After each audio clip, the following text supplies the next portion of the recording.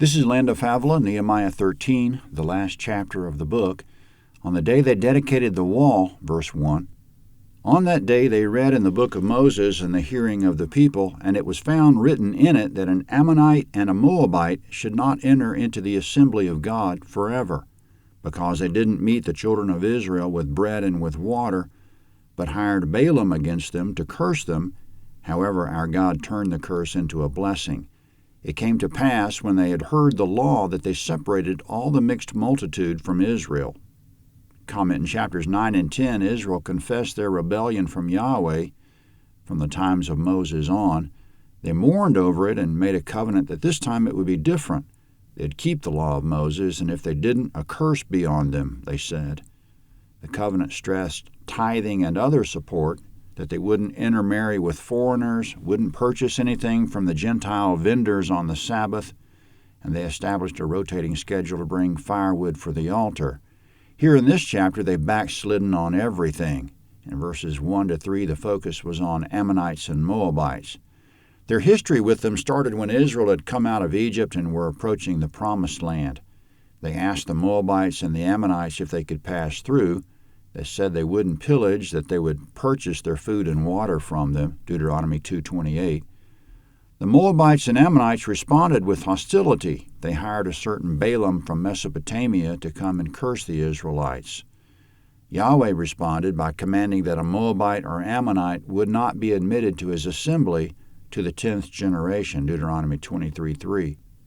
In verse 3 we just read, the reading of the law reminded Israel of that commandment, that Ammonites and Moabites shouldn't participate in the assembly, and they, quote, separated all the mixed multitude from Israel, end quote.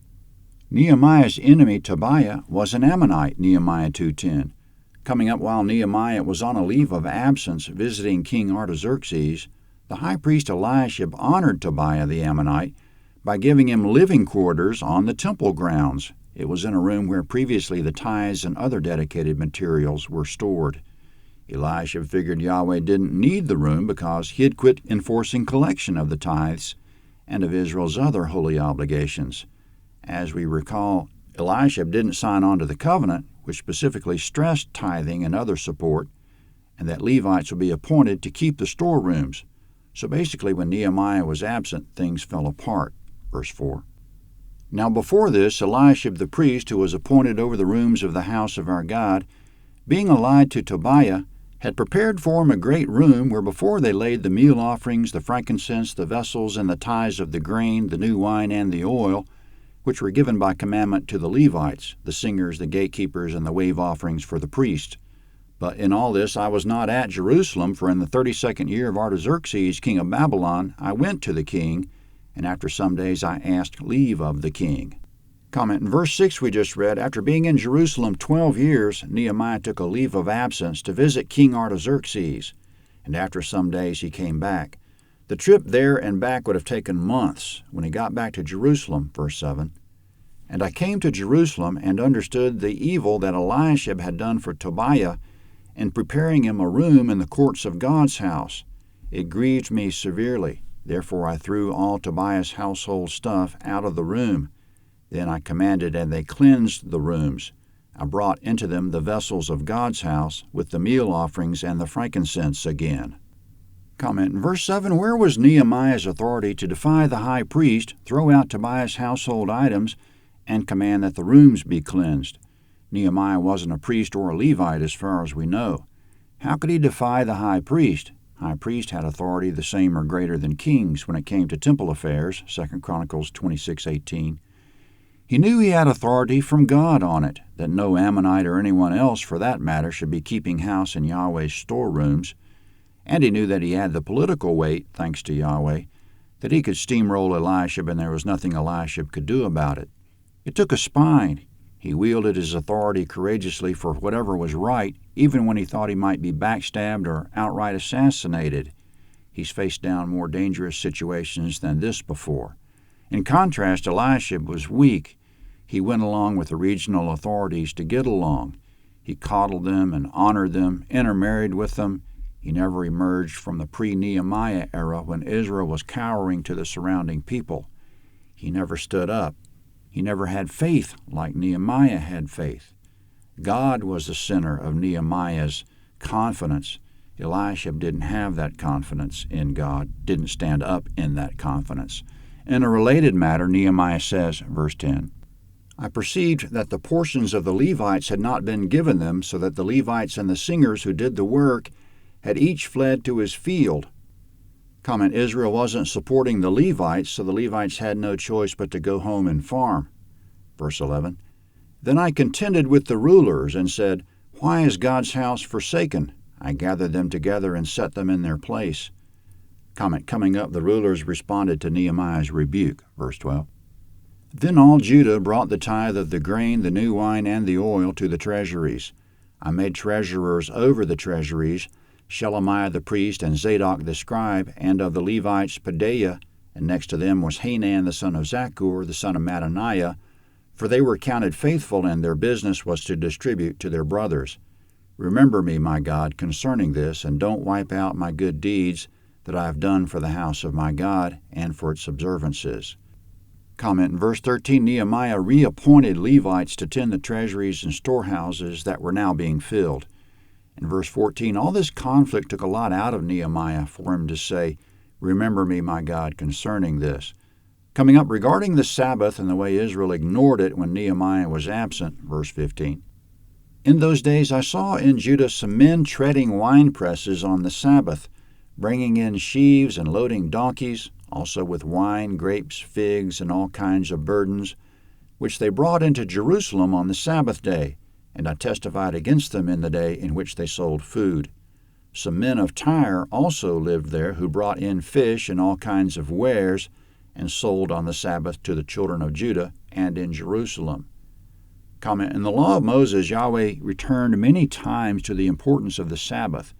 Much more recently, in the days of Jeremiah, Yahweh said he would devour Jerusalem if they continued to allow commerce on the Sabbath, Jeremiah 17:27. And he did devour it, Jeremiah chapter 52.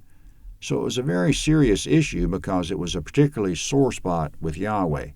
Verse 17, Then I contended with the nobles of Judah and said to them, What evil thing is this that you do, and profane the Sabbath day? Didn't your fathers do thus, and didn't our God bring all this evil on us and on this city? Yet you bring more wrath on Israel by profaning the Sabbath. Comment, Nehemiah's remedy was that, verse 19, It came to pass that when the gates of Jerusalem began to be dark before the Sabbath, I commanded that the doors should be shut, and commanded that they should not be opened until after the Sabbath. I set some of my servants over the gates so that no burden should be brought in on the Sabbath day. So the merchants and sellers of all kinds of wares camped outside of Jerusalem once or twice. Comment, for 1 or 2 Sabbaths after Nehemiah shut the gates, the sellers of wares camped outside the gates waiting for them to open. Nehemiah put a stop to that by doing the following, verse 21. Then I testified against them and said to them, Why do you stay around the wall? If you do so again, I'll lay hands on you. From that time on, they didn't come on the Sabbath.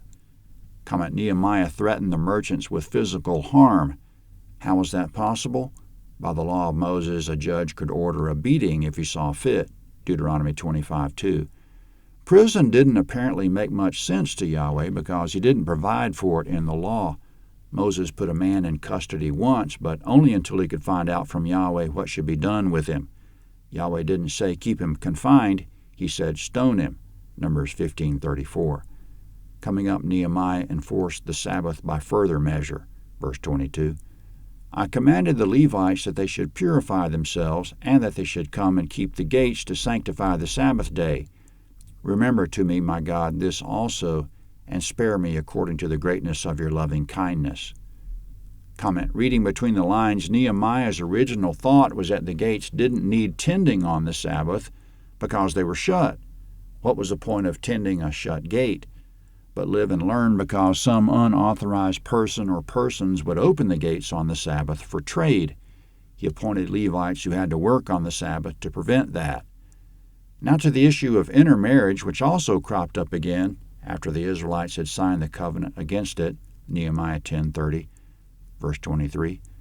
In those days I also saw the Jews who had married women of Ashdod, of Ammon, and of Moab, and their children spoke half in the speech of Ashdod, and could not speak in the Jews' language, but according to the language of each people.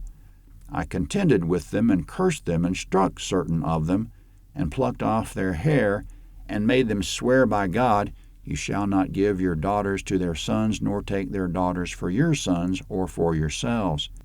Didn't Solomon, king of Israel, sin by these things?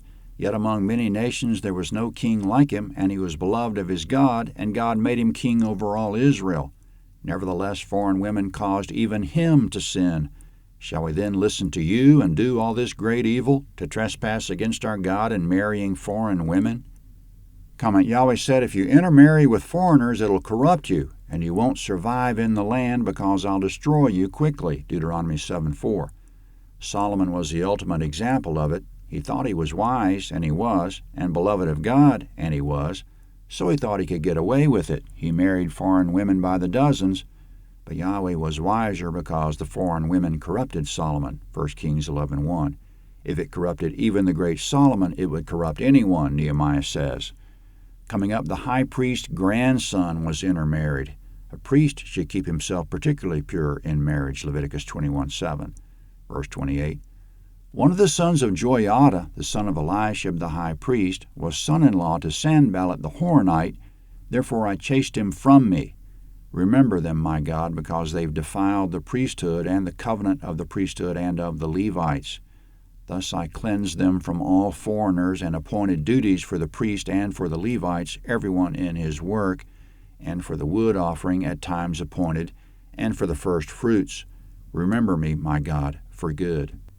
Comment, that's the book of Nehemiah. It was very relevant to what we see in politics and public life today. The essential takeaway for your narrator is that whatever authority we have, it's our responsibility to stand up in it and wield it for the right without fear, come what may. And if we don't have authority, but God is leading us to seize it, we seize it. We hope you enjoyed listening as much as we did preparing. May God burn the lessons of this book deep in our souls. Check the web at landofhavilah.net for other available titles.